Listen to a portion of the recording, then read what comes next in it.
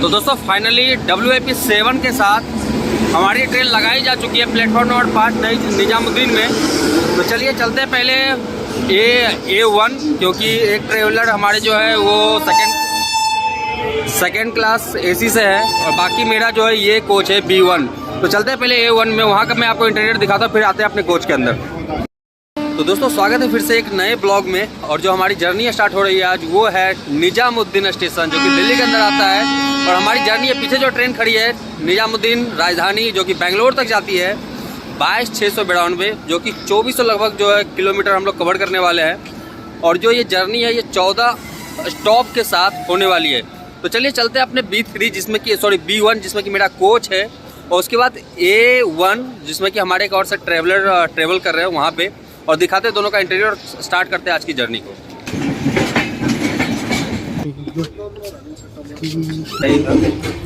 पानी भी आ रहा है इसके, खाता हुआ ट्रेन में नहीं खाता, पर चलो। मदुरई चंडीगढ़ कंडीशन है, ऐसा मैं पहले कभी नहीं देखा। और स्टॉपेज बहुत ज़्यादा बड़ा। दोस्तों खाने पीने का भी जो सिक्योरिटी है पूरा दोनों साइड पड़ते हैं, और इधर में देखो तो इधर। तो दोस्तों चलिए सबसे पहले चलते हैं सेकंड क्लास AC में और दिखाते हैं हम आपको इंटीरियर कैसा है। तो कुछ ऐसा है इसका गैलरी सामने से बिल्कुल,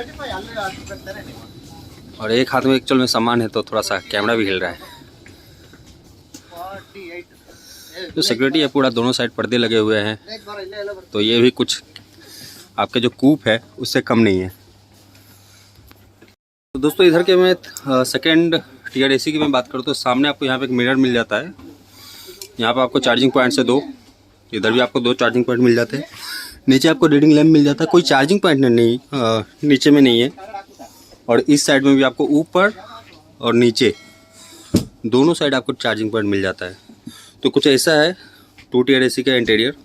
और चूँकि कर्टन्स जो है वो दोनों साइड आपको देखने के लिए मिल जाते हैं, तो थोड़ा सा जो है खास करके इधर का जो है ये आपको एक तरह से कूप बन जाता है जब पर्दे वगैरह लगा दिए जाते हैं। तो चलिए 3 टियर में मेरा ट्रैवलिंग है जो कि बेंगलोर तक है। तो मेरे में तो खैर ऐसा कुछ नहीं होगा नज़ारा, बट यहाँ पे जो आपको नज़ारा है कुछ ऐसा मिल रहा है। और नीचे में यहाँ पे खाने का एक टेबल। तो आ चुका हूँ B2 का कोच है, एक्चुअल में B1 है। तो मैं चलता हूँ वहाँ पे, इसे आपको दिखा देता हूँ इंटीरियर। इधर आपको 2 चार्जिंग पॉइंट मिल जाता है, नीचे में भी आपको एक चार्जिंग पॉइंट मिल जाता है, ऊपर एक मिरर मिल जाता है सामान रखने के लिए, और साथ में यहाँ पे आपको टी टेबल मिल जाता है खाने वगैरह के लिए। यहाँ पे एक चार्जिंग पॉइंट है और यहाँ पे 2 चार्जिंग पॉइंट है। चूँकि B3 है AC कोच है, तो यहाँ पे आपको ओढ़ने के लिए कंबल वगैरह भी आपको दिया गया है। इधर भी एक चार्जिंग पॉइंट है, ऊपर में भी एक चार्जिंग पॉइंट है। तो कुछ ऐसा है इसका नज़ारा 3 टियर AC राजधानी का। तो चलिए चलते हैं अपने कोच के अंदर। मेरा कोच दोस्तों बहुत पुराना कोच है। इधर आपको 2 चार्जिंग पॉइंट मिल जाते हैं, और इधर में देखो तो इधर कोई चार्जिंग पॉइंट नहीं है। तो ये है बहुत पुराना कोच, आई थिंक 2019 से पहले का कोच होगा, इसलिए इधर साइड में कोई भी चार्जिंग पॉइंट नहीं दिया गया है। और ये मेरा कोच है, और मेरा जो सीट नंबर है वो है 16 अपर बर्थ। भाई तो मेरा कोच जो है बहुत पुराना है, 2014 का कोच है जो सामने में आपको दिख रहा है। और इसमें मेरे साइड में तो कोई चार्जिंग पॉइंट नहीं है, 2 ही चार्जिंग पॉइंट है सिर्फ, जिधर 3-3-6 सीट होता है। तो चलिए चार्जिंग का प्रॉब्लम होगा पूरे रास्ते, कैसे मैनेज करना है वो भी हम देखते हैं। बाकी स्टार्ट करते हैं जर्नी को। ट्रेन खुलता है तो मैं आपको यहाँ से डिपार्चर दिखाता हूँ, बाकी जो फेयर क्या मैं पे किया वो भी मैं आपको दिखाता हूँ। दोस्तों फाइनली 7:50 में हमारी ट्रेन डिपार्चर ले चुकी है निजामुद्दीन से, और परसों हम पहुँचेंगे मॉर्निंग में 5:20 में KSR बेंगलुरु। तो पूरी जो जर्नी है ये 24 घंटे से ऊपर की है और लगभग 2400 किलोमीटर की है। और मैं जैसा बताया था आपको 14 हॉल्ट है यहाँ से लेकर बेंगलुरु। तो चलिए, इंजन से बिल्कुल सामने हमारा कोच है, तो चूँकि इसलिए प्लेटफॉर्म स्टार्ट होता ही ख़त्म होता है। तो चलिए फाइनली एक वैक्यूम के बाद फिर से ट्रेन खुल चुका है। चेन पुलिंग हुआ था आई थिंक, और सामने खड़ी है दक्षिण एक्सप्रेस, फिर से चेन पुलिंग। ज़बरदस्त भाई, पहली बार देखा राजधानी में इतने सारे चेन पुलिंग। तो दोस्तों फाइनली 2 चेन पुलिंग होने के बाद फाइनली यहाँ से खुल चुकी है ट्रेन। और जिसका पहला होल्ट है वो है आगरा कैंट, जो कि रात में तकरीबन मेरे ख्याल से 10 के अराउंड में आना चाहिए। एग्जैक्ट टाइम नहीं पता है, मैं देख लूँगा। तो चलिए दिखाता हूँ मैं किस तरह का खाना है इस ट्रेन का। ट्रैवलिंग तो मैं पहले बहुत बार कर चुका हूँ जब ब्लॉगिंग नहीं करता था। तो इस ट्रेन का खाना कैसा हो मैं दिखाता हूँ, सर्विस कैसा है इस ट्रेन में वो दिखाता हूँ, साफ़ सफाई कैसा वो दिखाता हूँ, साथ में रिव्यू जो कि इसका करना है। वैसे कोच बहुत पुराना है तो कुछ खास उम्मीद है नहीं वाशरूम से, बट फिर भी मैं आपको बताता हूँ। आपको मैं रिव्यू देता हूँ अभी जब ट्रेन खुला कैसा, फिर मैं कल भी आपको बताऊँगा। सामने एक टैप दिख जाता है, नीचे डस्टबिन है, सामने एक मिरर है, साफ़ सफाई ज़्यादा नहीं है मिरर का। पानी आ रही है, इसमें लिक्विड वगैरह नहीं है। बाकी वाशरूम कैसा होता है वो भी मैं बताता हूँ। चुके हैं वाशरूम में, वाशरूम का जो मिरर है ये बिल्कुल साफ़ है, जैसा मैंने पटना राजधानी में आपको दिखाया था वैसा साफ़ है बिल्कुल, बट लाइट बहुत कम है, छोटा सा एक लाइट है। नीचे की मैं बात करूँ तो यहाँ पे टैप है पुराने ज़माने का, इसके अंदर है लिक्विड सॉप है, नीचे एक डस्टबिन मिल जाता है। यहाँ पे इंडियन स्टाइल टॉयलेट है, पुराना वाशरूम है तो थोड़ा सा जो स्थिति है वो थोड़ा सा अजीब है, बट मिरर साफ़ है। ये एक सबसे अच्छी बात है कि मिरर साफ़ है इसका। और ऊपर में आपको यहाँ पे मिल जाता है, मैं दिखाऊँ तो ये स्मोक सेंसर है, ये एग्जॉस्ट है, और यहाँ पे आपको विंडो एग्जॉस्ट है। तो ऐसा है कुछ बेंगलोर राजधानी का वाशरूम। दोस्तों ये मिला है पानी के बाद फ्रूट, ये एक मैंगो जूस, देखिए बाकी और क्या क्या मिलता है। बाकी अभी फरीदाबाद स्किप होने वाला है, मैं वो आपको दिखाता हूँ।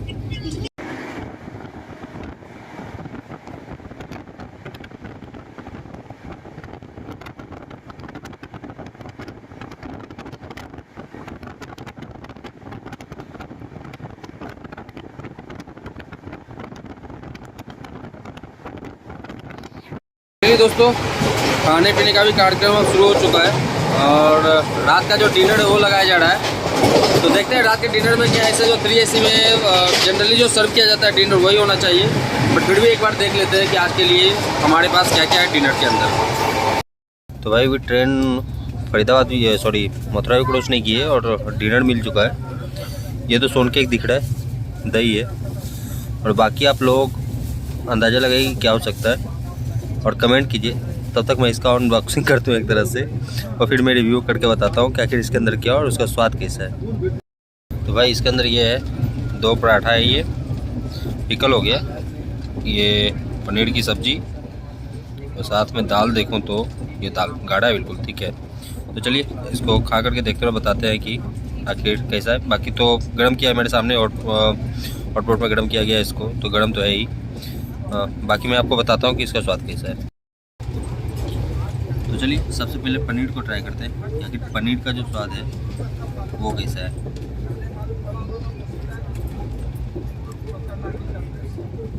स्वादिष्ट है बिल्कुल, तीखा उखा भी नहीं है ज़्यादा, जनरली जैसा तीखा होता है, और दाल भी सही है। तो चलिए इसको फिर फ्रीज करता हूँ। उसका फरीदाबाद मथुरा आता है, मथुरा का मैं आपको स्किप दिखाता हूँ कि मथुरा का स्किप किस तरह स्पीड में होता है। तो फाइनली दोस्तों बहुत ही स्लो स्किप में अभी हम बहुत ही स्लो में हम अभी स्किप कर रहे हैं मथुरा जंक्शन, जो कि कृष्ण जी के लिए मशहूर है। यहाँ तो तीर्थ स्थल भी है बहुत बड़ा। मथुरा का पेड़ा अपने आप में बहुत ज़्यादा नामी है।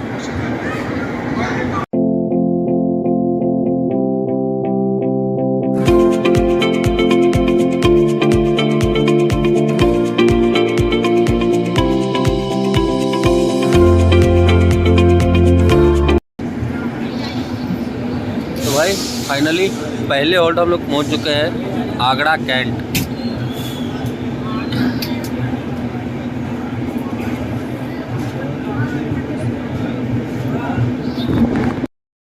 तो भाई लोग पहुंच चुके हैं पहले होल्ड आगरा कैंट, और सबसे मज़ेदार बात 35 मिनट डिले यहाँ पे पहुँचे। ऐसे कोड की मैं बात करूँ तो यहाँ का कोड है AGC आगरा कैंट का।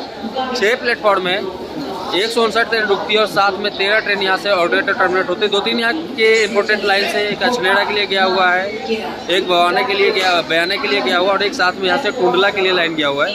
तो ये कुछ जो है मेन लाइन यहाँ से पास हुआ है। बाकी चलिए डिपार्चर होता तो मैं डिपार्चर दिखाता हूँ। ऐसे मथुरा ये आगरा जो है ये तो पेठा के लिए मशहूर है, ये तो आप लोगों को पता ही होगा। अगर आप लोगों ने खाया तो ज़रूर कमेंट में बताइए ताकि हम भी ले सकें। तो फाइनली डिपार्चर हो चुका है आगरा कैंट सर, चूँकि स्टेशन बिल्कुल बगल में है तो ज़्यादा कुछ है भी नहीं दिखाने के लिए। चलिए चलते हैं कोच के अंदर।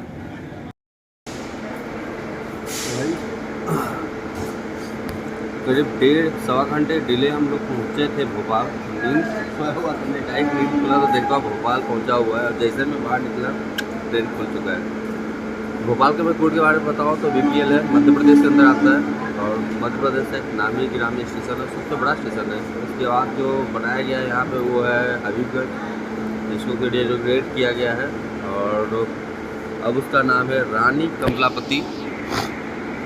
चलिए यहाँ तो खुल चुका है, पहले भी बहुतों बार मैं यहाँ के बारे में बता चुका हूँ, बट इस ट्रेन का एक अलग मज़ा है, यहाँ पे आकर के बताने का भी एक अलग मज़ा है। इसको भी रिनोवेट किया जा रहा है, और सामने में दिखाओ तो ये है जो बनाया जा रहा है। तो चलिए, इसका जो अब स्टॉपेज है वो है इटारसी, उसके बाद नागपुर। इटारसी आता है तो मैं आपसे मिलता हूँ, बाकी जर्नी तो जारी रहेगा, देखते हैं कहाँ तक चलता है और किस तरह का रहता है यहाँ का सर्विस। अभी तो रात का तो ठीक ही ठाक था, अब यहाँ का देखते हैं क्या होता है आगे। तो अभी एक और स्टेशन के स्किप का टाइम हो चुका है, नाम है रानी कमलापति। तो चलिए मैं उसका स्किप दिखाता हूँ आपको, कितना शानदार स्टेशन बनाया गया है, और अभी रात का समय है तो रात में कितना खूबसूरत दिखता है।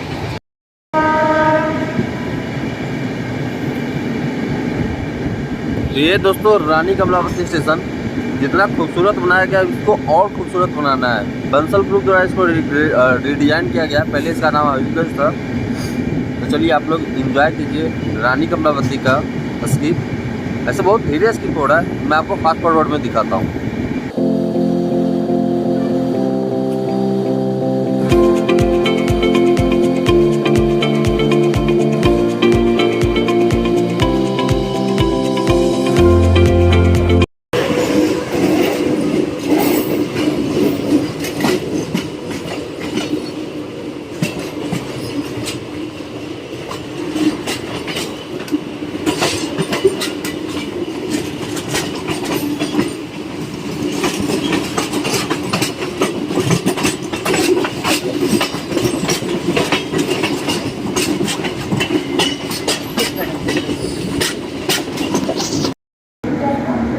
तो फाइनली इटारसी जंक्शन 1.5 घंटा डिले अभी भी है ट्रेन।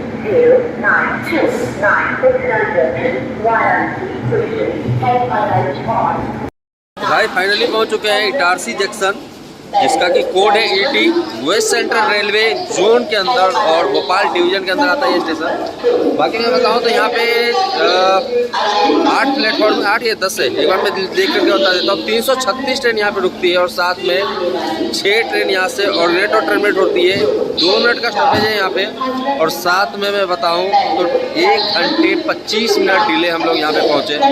बाकी चाय पिया जा रहा है तो चलते हैं, चाय पीते हैं, उसके बाद फिर जब ब्रेकफास्ट दिया जाएगा तो ब्रेकफास्ट भी करेंगे। पीछे खड़ी है उधना एक्सप्रेस, ये भी नामी गिरामी ट्रेन है जो इस डिवीज़न के अंदर ही चलता है। तो चलिए डिपार्चर तो मैं डिपार्चर दिखाता हूँ, बट ज़्यादा दूर है नहीं, सामने आपको सिंगल दिखेगा। 2 डब्बा इंजन है, EOG है, इसके बाद B1 कोच है।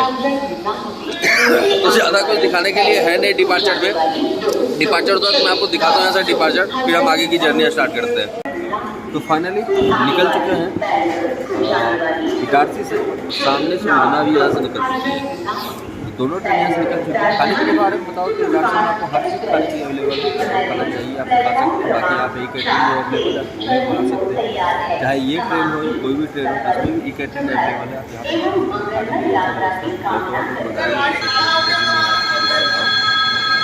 डिपार्चर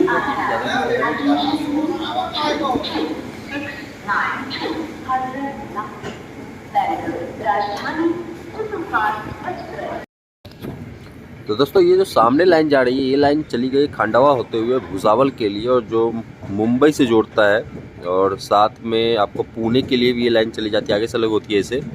और साथ में यहाँ से एक लाइन अलग हुआ था जबलपुर के लिए, जो कि मैं आपको बताना भूल गया था इटारसी स्टेशन पे। तो चलिए अब यहाँ से हम लोग निकल चुके हैं नागपुर के लाइन पे, सामने चली गई है खंडवा भुसावल वाली लाइन।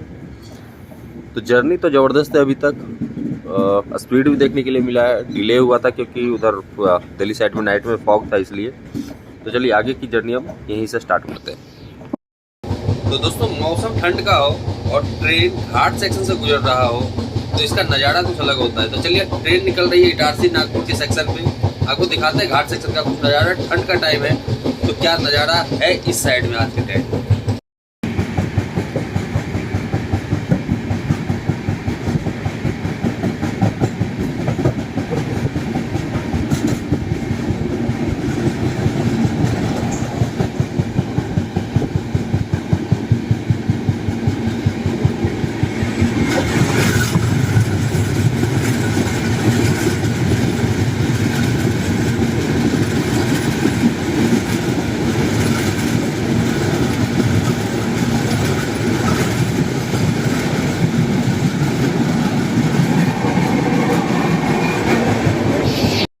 तो अभी हूँ मैं 2 टियर एसी में, राजधानी के ही, और इसी में मैं अभी ब्रेकफास्ट कर रहा हूँ। तो ये आई थिंक ब्राउन ब्रेड है, मैंगो जूस, ये ब्रेड आमलेट है, ये केचप हो गया, और ये टिकट हो गया, ये भी केचप है।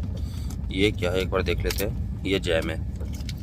तो चलिए इसको हम फिनिश करते हैं, और फिनिश करके फिर हम बताते हैं कि क्या क्या रहेगा। ये तो खैर देखा हुआ चीज़ है, कैसा रहता है स्वाद। तो चलिए इसको हम फिनिश करते हैं और फिर चलते हैं हम अपने कोच में, वहाँ पे हम आपको दिखाते हैं कि 3 टियर एसी में क्या मिलता है।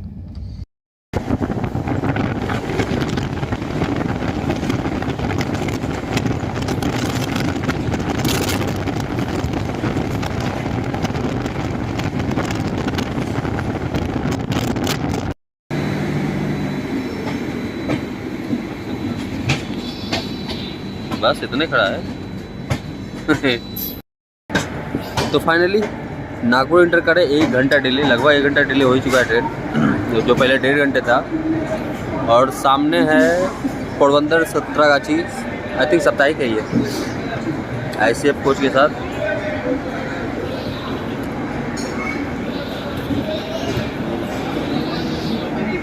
फाइनली दोस्तों पहुंच चुके हैं नागपुर जंक्शन, जिसका कोड है NJP नहीं NGP। और मैं बताऊं तो यहाँ पे 8 प्लेटफॉर्म है, 220 ट्रेन रुकती है, और साथ में 18 ट्रेन यहाँ से ऑर्डिनेट और टर्मिनेट होती है। नागपुर 2 चीज़ों के लिए ज़्यादा मशहूर है, एक ऑरेंज, और दूसरा अगर पता है तो आप लोग बताइए, नहीं तो हम आपको जब ट्रेन यहाँ से डिपार्चर लेगा फिर हम आपको बताएंगे। जैसे अभी हम 2nd टियर कोच में है, जो कि मेरा भाई खुद उसमें ट्रेवल कर रहा है, तो मैं उसी कोच में हूँ। और 3 टियर जो है मेरा बिल्कुल इंजन के पास है, इसलिए मैं यहाँ पे आ गया हूँ। तो चलिए यहाँ से डिपार्चर होता है तो मैं दिखाता हूँ। ऐसे खाने पीने के लिए यहाँ पे बहुत कुछ है, जो चाहिए आपको खाने के लिए मिल जाएगा। हल्दीराम का स्टोर है, खुद इसी स्टेशन पे हल्दीराम का स्टोर है, आप चाहे तो वहाँ से भी कुछ लेकर के खा सकते हैं। और दोस्तों एक जानकारी और दे दूँ, पहले हम लोग इंटर चल रहे थे NCR में, NCR जोन के अंदर। उसके बाद हम लोग इंटर किए वेस्ट सेंट्रल जोन में WCR में, और अभी हम लोग हैं CR सेंट्रल रेलवे के अंदर। और जोन भी बहुत सारे डिवीज़न भी बहुत सारा चेंज हो चुका है, और अभी जो है हम लोग हैं नागपुर डिवीज़न के अंदर। तो चलिए यहाँ से डिपार्चर लेता मैं आपको डिपार्चर दिखाता हूँ। तो फाइनली 10 मिनट के स्टॉपेज के बाद खुल चुकी है हमारी ट्रेन नागपुर जंक्शन से, प्लेटफॉर्म नंबर 2 से। और ट्रेन जो है अब लगभग 1 घंटे 15 मिनट डिले है। यार मोबाइल भी बचा करके रखना पड़ता है, बाहर से कोई छीन न ले, ये भी ध्यान देना पड़ता है।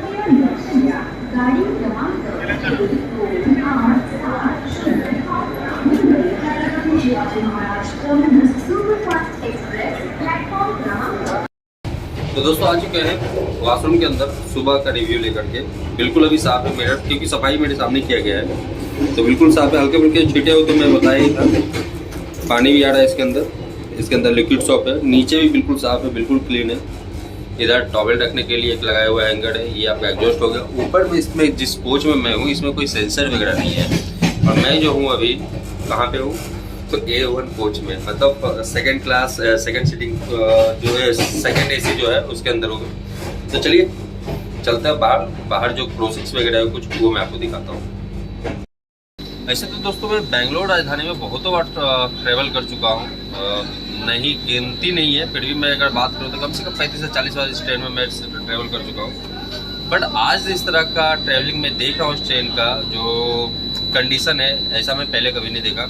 और स्टॉपेज बहुत ज़्यादा बढ़ चुके इस ट्रेन के, और साथ में अनकंडीशनल होल्ड जो है वो देखने के लिए मिल रहा है।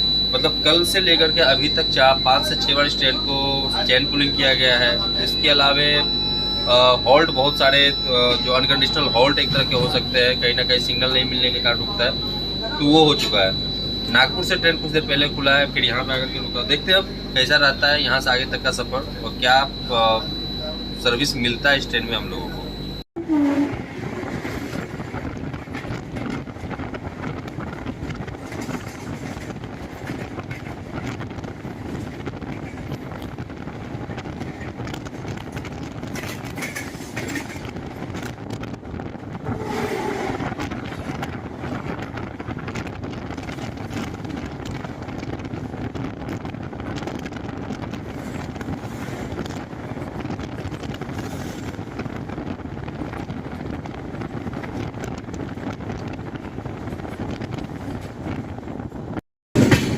तो दोस्तों सामने जो ये लाइन जा रही है, ये लाइन है वर्धा का, और हम लोग बढ़ चले हैं बलारसा वाले लाइन पे। बलारसा होते हुए सिकंदराबाद होते हुए निकल जाएंगे। और ये जो सामने गई है, ये क्या है, वर्धा का लाइन, जो कि आगे जा कर के महाराष्ट्र के अंदर कोल्हापुर वगैरह में मिलता है। तो चलिए ये स्किप कर रहे हैं हम लोग वर्धा की लाइन को, और ये लाइन फिर आगे से आकर के एक लाइन इसी में मिलती है, जिस लाइन से हम लोग आगे बढ़ने वाले हैं।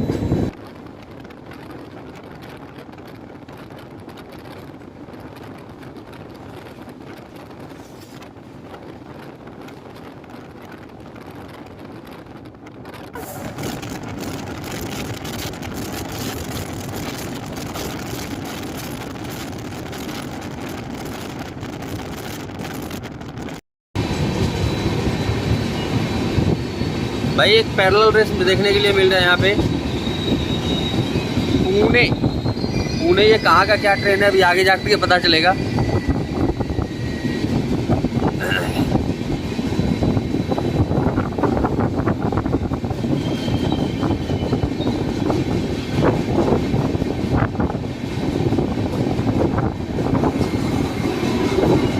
Pune Kazipet WFE4 double engine एक साथ खराब है।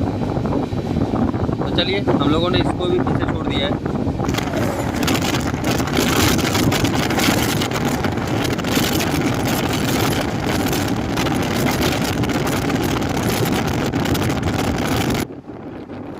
भाई ट्रेन का स्पीड इतना ज़्यादा है कि सामने से धूल उड़ करके आ रहा है कोच के अंदर, इतना ज़्यादा धूल उड़ रहा है। और साथ में पत्ते वगैरह जो है साइड में, वो भी कोच के अंदर आ रहे हैं उड़ उड़ के।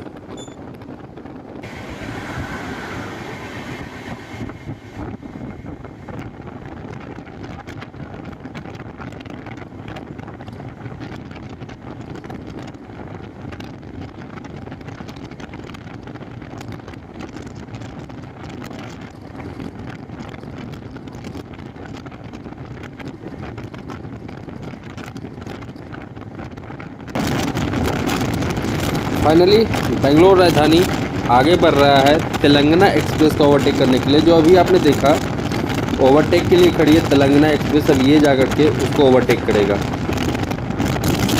एंट्री कर रहे हैं हम लोग बल्लारसा, और सामने खड़ी है मदुरई चंडीगढ़, आई थिंक संपर्क क्रांति। चलिए दूसरा साइड प्लेटफॉर्म में आया, उधर लेकर के मैं आपको चलता हूँ।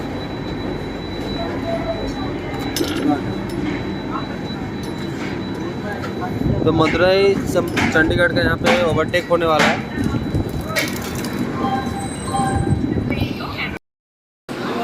तो दोस्तों फाइनली पहुँच चुके हैं बल्लारसा जंक्शन, और यहाँ पहुँचे 1 घंटे 10 मिनट डिले। अभी थोड़ी देर पहले आपने दो क्रॉसिंग देखा, एक तेलंगाना एक्सप्रेस का, एक राजधानी एक्सप्रेस, जो कि इसी का पेयर है 22691, जो कितने स्पीड में इसका जो क्रॉस हुआ है एक दूसरे का, वो मैं आपको दिखाया।